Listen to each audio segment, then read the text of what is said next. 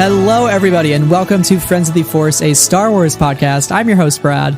And I'm your host, Sarah. And this is an emergency episode because Wave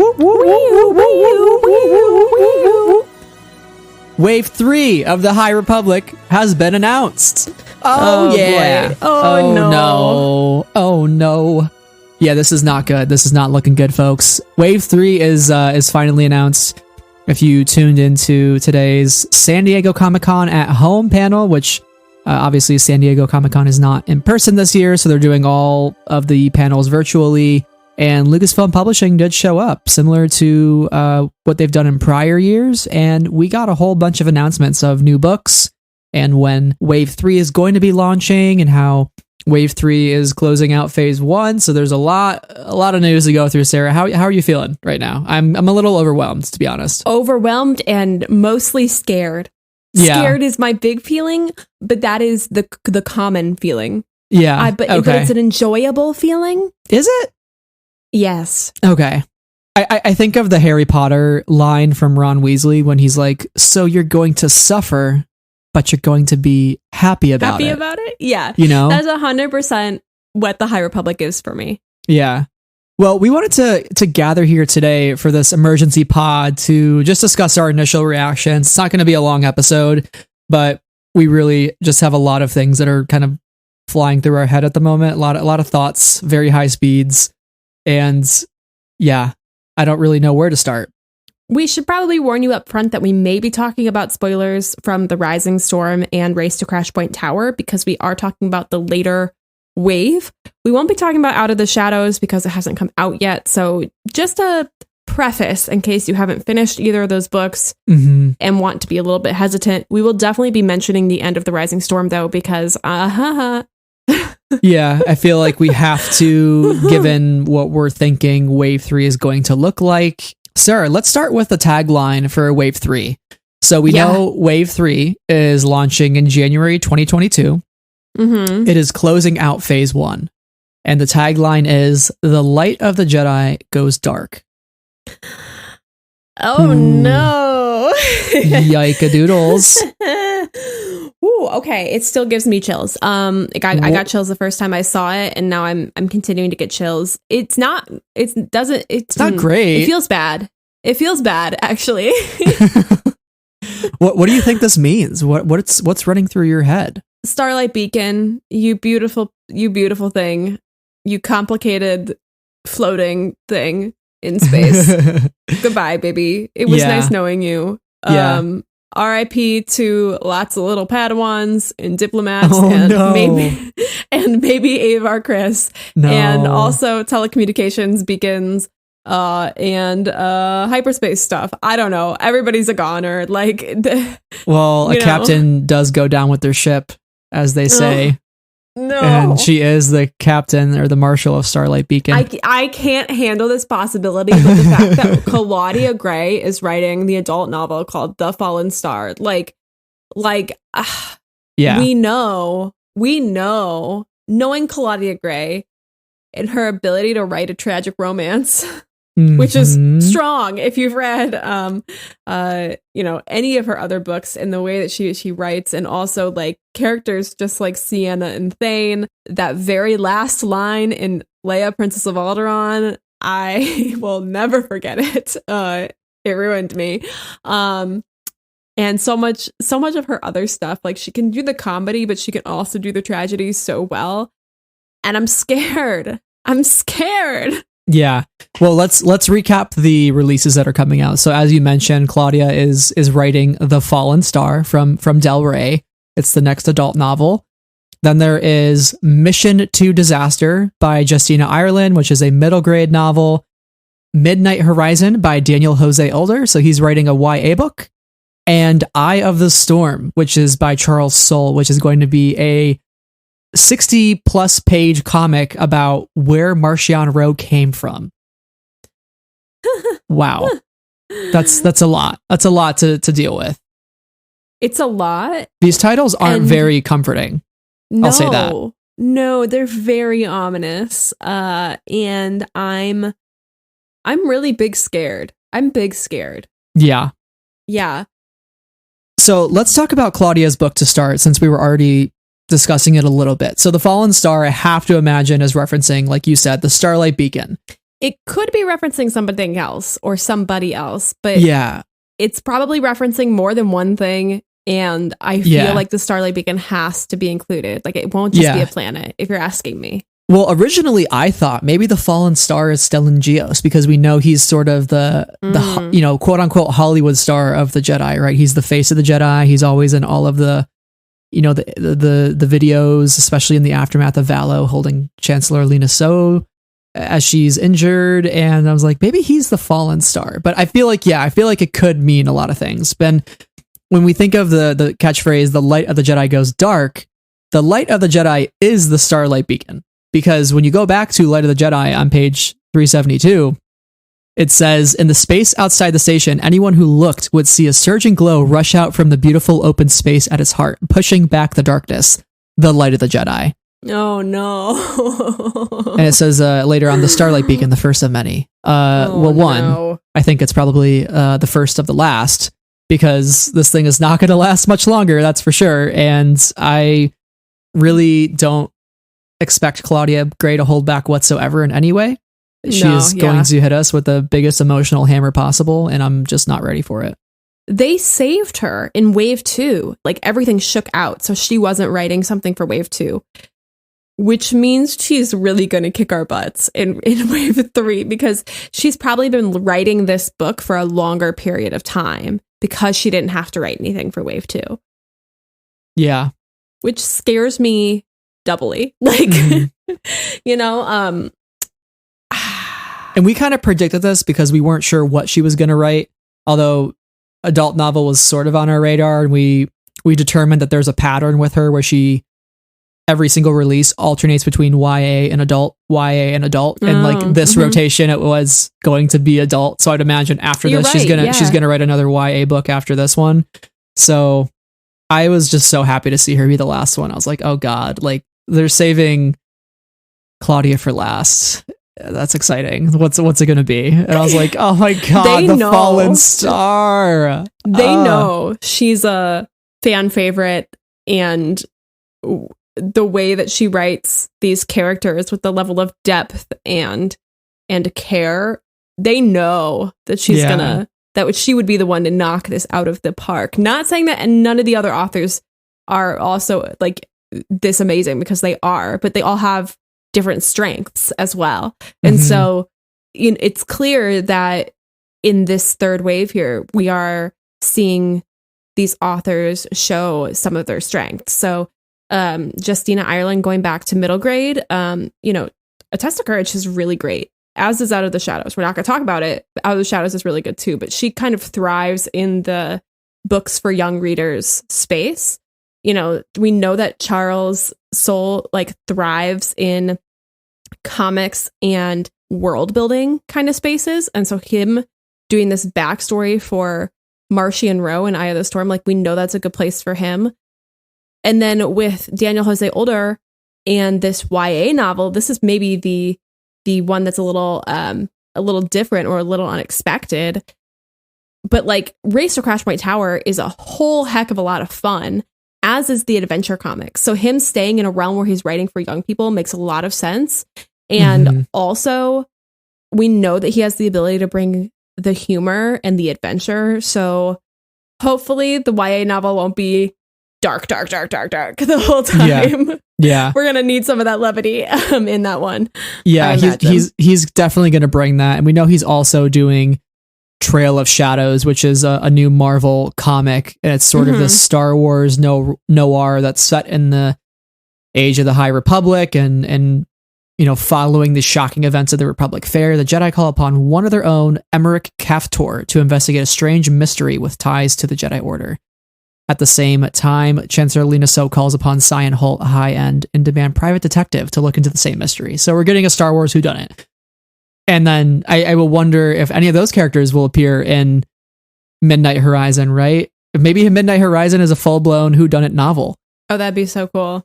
So that would be really cool. And maybe there's just something rotten in the state of Denmark, as Hamlet says. Yeah, I just I don't think things are boding well for the Republic, and it's very clear by the tagline. And given the events at the end of the Rising Storm with Marchion Ro's new weapon, the light of the Jedi goes dark has several meanings as well. I think a lot of things in Star Wars have several meanings all of the time, right? And this is definitely one of them. I think the light of the Jedi is the beacon that will go down, and also the light that the Jedi bring to shine back against the darkness will also be snuffed out because they're going to be dusted. Thanos style, you know? It's not looking great in this Chili's tonight, Sarah. No, it is not. I have to say, Cab is the one that we're not seeing in this particular lineup. We know we've got Tempest Runner with Kevin Scott coming in the end of August. We know that we're going to continue to get he's doing the Marvel comic, right? To continue to get the Monster Marvel comic. And Monster at Temple Peak. Yeah. All this good stuff, right? And then we know we're also getting the Edge of Balance from Justina Ireland and Shinya Shimya. So we've got more great stuff for him, but it makes me wonder, right? There's an author they're saving in this wave 3, and that's Cavan. Is he going to open wave and phase? Is he going to open phase 2? Right. With something big and bold and in like grand scale. And we know we've both read The Rising Storm. Mm-hmm. We've both read or listened to Dooku Jedi Lost. We know what Cavan can bring to the table. I mean, that would make sense. It's kind of what they did for Claudia too. They didn't have her for wave 2, and now she's opening wave 3. So I think you're right. I think maybe this time, a little bit before this time next year at Celebration, I think that phase 2 is going to launch at Star Wars Celebration in Anaheim. And whether it's a hard launch or a soft launch, maybe it's just a panel to unveil everything, kind of similar to what we got today or what we've gotten in the past at New York Comic Con and Celebration and those sorts of things. We're going to at least find out what wave 1 phase 2 is going to look like. I wouldn't be entirely shocked if maybe they release some stuff early and really push up those deadlines, and maybe that's why Cavan's not doing anything for wave 3, because they want him to write that book now and have it ready by May so we can have it on the shelves as an exclusive con edition cover, so that we can get readers right into the thick of it, at Celebration, getting excited about it, right? Because how much more awesome would that be to have that book in your hands, of the out of print edition that they've been releasing. I think that's where this is all heading in terms of the release schedule, and I would not be surprised if Cavan is the first. He's just so good. They're saving him for something big for sure.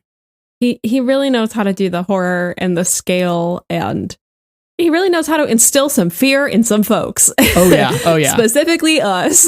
Yeah. But yeah, I mean, we know that phase 2 is going to be Quest of the Jedi, right? So yeah, it can only, okay, so this is a reference you might not get, but in The Fault in Our Stars by John Green, Gus says, Hazel Grays, I'm on a roller coaster that only goes up.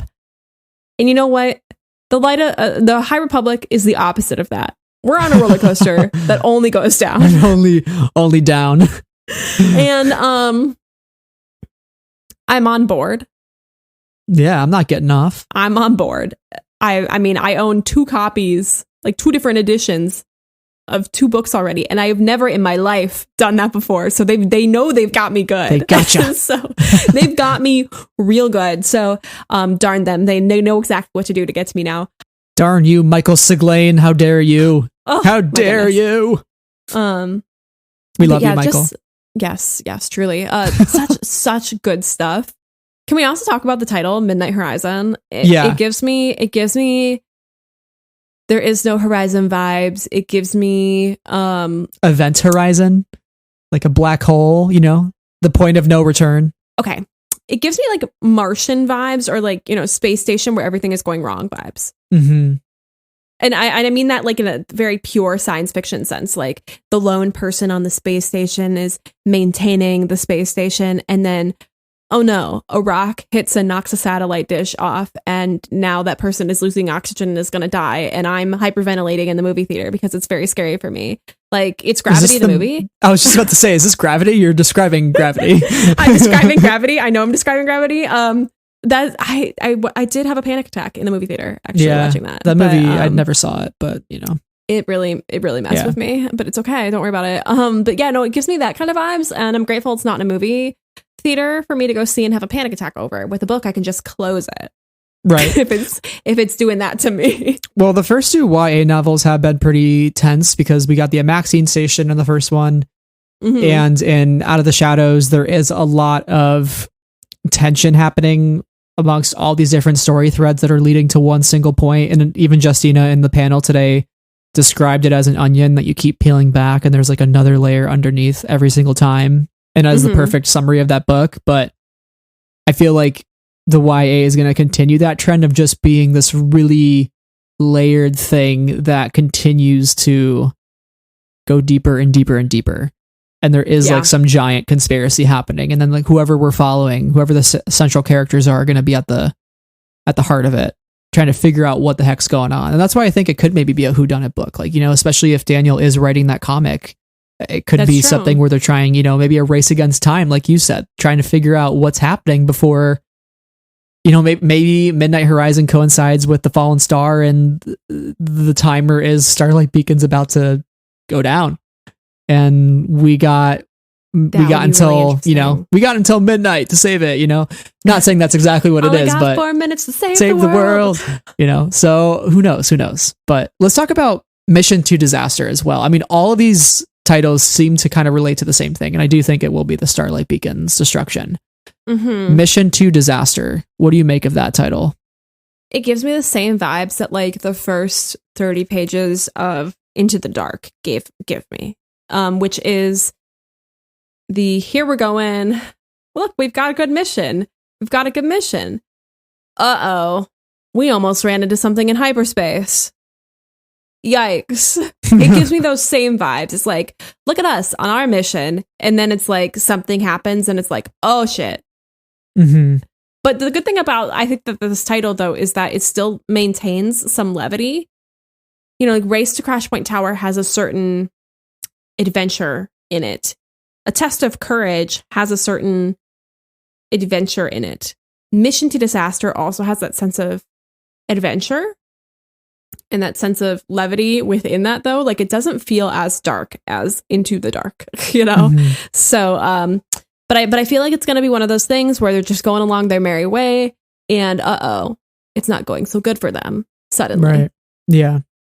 I'll be curious if we get more details next week, because Christina Ariel said there is going to be more details on Wednesday's High Republic show. So maybe we'll get some synopsis stuff for these books and maybe a couple of covers that will indicate what they could be about. I will cry if the Fallen Star has, like, you know, what if it has like Elzar and Ava on the cover and they're, you know, above the Starlight Beacon, they're just kind of like facing each other. Oh, that'd be beautiful. Somebody draw that. Somebody draw that. Whoa, that's a bold image. That's a lot. Somebody draw it, please. Ouch. Okay. Yeah. I'm gonna pivot away from that just because I can't handle it. I'm curious if Mission to Disaster will include like Yoda and the Padawans. I know we've been. Oh, thank you. I know we've been getting them in the comic, adventure comic, and we've been having a really good time with Buckets of Blood and Yoda and them baking and, like, you know, Lula and Zine and Court and Varzala and all those great characters. And I wonder if they will continue to stay like in the middle grade realm and we'll get more of the Yoda side of that. And is it the Starhopper? I'd really curious if it was like a Padawan's focus. Oh, well, we do know too, Master Tromac and Yoda are off on some mission to a planet at the end of number 5 for High Republic Adventures. So maybe it's, but you know, that is a far time away. So I feel like that story could still get wrapped up. Although Daniel did say the next phase of these comics are going to focus more on Court and Farzala. So I wonder if maybe we're taking a break from the Yoda, Tromac, Zine, Lula, Ram storyline to pivot away and then maybe pivot back once Wave 3 launches and we get more into that. So who knows? Yeah, it's, again, we're really just kind of, it's all conjecture right now because we don't know anything. So we're really just guessing. But I think we should talk about Eye of the Storm as well by Charles Soule. I really got some like Rise of Kylo Ren vibes here. I was like, oh, this is going to be like the origin story of Marchion Ro. Like, we're gonna see Asgar. We're gonna see what he was like with his father. We're gonna see why he hates his father so much. We're gonna see maybe how his family has a history with the Jedi, which has been alluded to so often. And so I'm excited to learn who are his people, what is his species like, maybe what was Marchion like as a kid. Like, was he working out in the gym to become the biggest badass ever eventually? Like, he just want to like grow up and be cool and mean, a mean green fighting machine? And like, what really drove him to be the man he is today? I want to know everything, right? Like, what put him on that path? Why? Yeah. I am, so, I'm famously not a Marchion Ho. Nothing but love and respect for the Marchion Hoes of the world. But I think that this has the potential to bring me in, to bring me over to the side, because... No pressure, Charles. I know. I love it when we get to strip back the myth, strip back the the performance. We need to strip back the myth jar for you. Oh, we do. That's your favorite Star Wars It quote. is. It really but is. I love it. I love it. It speaks to me. And also it's part of the reason why I like Loki so much. Yeah. Because it was like, Loki is a performance. And it's like, okay, let's make him not about his performance and who is he in the inside. I want the same thing that we got in The Rise of Kylo Ren and in the Loki series for Marchion Ro to like really dive into who he is and what brought him to this point. And to understand him better. Yeah, I couldn't pick a better person. And take off the mask. So yeah, I mean, Charles Soule is definitely the guy that I would pick to do that. He, kicked off the initiative. He was the first person who wrote the character. So and with him having The Rise of Kylo Ren under his belt, like I definitely trust him to write a very interesting and complex, quote unquote origin story for him. Yeah, and I hope Will Sliney comes back to do the art for that. That'd be rad. Yeah. That'd be so cool. Yeah, we love Will Sliney in this house. Yeah. great art. The Rise of Kylo Ren artwork was just incredible. And seeing Kylo Ren and Ben Solo drawn out, it was just really exciting. Lots of good stuff in that. And I do feel like Charles is going to bring the pain. And I do want to mention one of his tweets from the other day, actually, when he tweeted out, "Working on a High Republic thing you will learn about imminently, like I think this week, like Friday. I think it's terrifying. It makes me sick to my stomach. If I do my job right, you'll feel this way too. You're welcome." Charles, why? Charles, why? And why does he feel sick to his stomach? And I want to know, is this related to Marchion Ro's new weapon? Oh no. Yeah. Oh no. So who knows? Who knows? Oh no. To be determined. I'm Pain scared, train. but if I may, like, I'm really glad this is coming out as 2 big volumes. Can I say that? Yeah. I have a lot of issues keeping up with individual issues. I find that it's like, because they're spaced out over weeks or months, that it's tough to just like stay updated and feel like I'm getting the complete story kind of all together. So I'm very excited that this is coming out in like 2 mega issues, or larger issues, I guess, for this story, so that I can get it in 2 big bites and like really understand the full picture of it. So I'm excited about that as well. Yeah. I could not be more excited for Wave 3. And I hate saying that because I know it's just going to bring so much pain and sadness. And I want to know, like, is Lucasfilm Publishing going to pay for my therapy bill? If you guys need an address to send a check to, just DM me on Twitter and I'll let you know, because this is really going to ruin me. This is going to ruin me. I don't, when you think of the Phase 2 being named Quest of the Jedi, like, it sounds good, right? Like, it sounds like it's like, oh, the Quest of the Jedi, so heroic and triumphant. But if we're going into Wave 3, which is the end of Phase 1, saying the light of the Jedi goes dark, what is the Quest of the Jedi? Is the Quest of the Jedi trying to literally like reconvene and figure out what their quest is, because they're so dismantled and so broken apart that they don't even know anymore like what their primary edict is? They don't even know like what's going on. So they're like, what is our quest? Who are we? Oh no. Is it like a fundamental question of like, what is the quest of the Jedi? Whereas, Phase 1 was the light of the Jedi. The Starlight Beacon is the light. Is it the quest to reclaim themselves as heroes? Like, That's what I imagine it's going to be. Something along those lines. It reminds me, it feels like at least part of that quest. It's the word quest is inherently like action driven, like action forward. But part of me thinks that the quest is going to be some Rising Storm prologue kind of stuff. The screams have never left Elzar Mann as he waded into the water and, you know, like communed with the Force, and it was like screaming at him and things are bad, actually. Right. So, yeah, I get those vibes. Yeah. We are really going to see the darker middle chapter of the High Republic here shortly, and it's not going to be great. We're all going to be at Celebration just like crying in our seats. Like, we're going to be like, oh God. There's going to be like a bunch of like, woo, at the new titles. And then we're going to be like,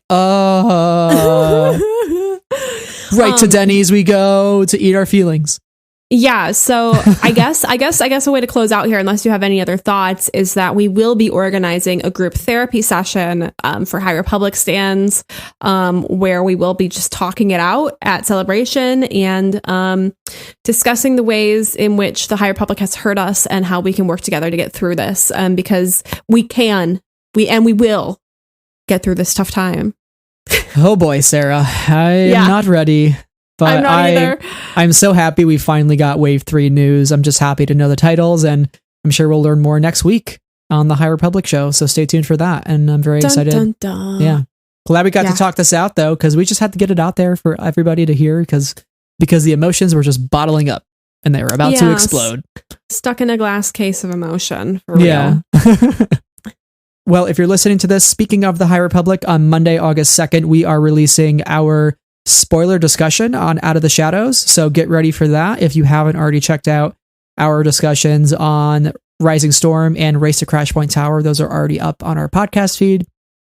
And we also have some fun interviews coming up as well here on the podcast. So stay tuned for that. But if you're looking for a place for all the High Republic goods, all the deep dives you can imagine, this is the place, because we really just go deep. We go into the thick of it. And I say that every single episode because it's iconic. Backyardigans, awesome. But also, like, we have 20 to 30 pages of Google Doc every time we do an episode, and it's outrageous, but also, like, we love doing that. So we can't stop, and you can't stop us. I'm so sorry, everybody. Yeah. You're stuck with us. Yeah. Just kidding. This is what you're getting here. So thank you all for listening. Sarah, where can our listeners find you online until next time? You can find me on the interwebs at SEH221 on Twitter, Goodreads and Letterboxd, and at Sarah's Puzzle Pages on Instagram. And as for me, you can find me on Twitter, Goodreads, and Letterboxd. The podcast can be found on Twitter, Instagram, and YouTube. And make sure wherever you're listening to Friends of the Force, you subscribe to the show and you get all of our new episodes as soon as they're posted. And please consider leaving a 5-star written review if you have a couple extra minutes in your day. It makes us feel real good. And it helps other people find the show and join our Star Wars discussion, especially as it relates to the High Republic. So it's always a good time to have more people join the Friends of the Force family.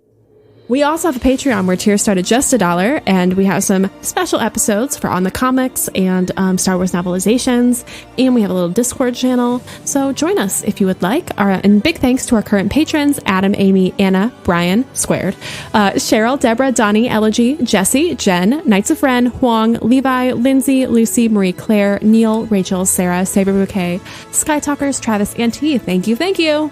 Yes, thank you all once again for listening, and until next time, may the Force be with you always.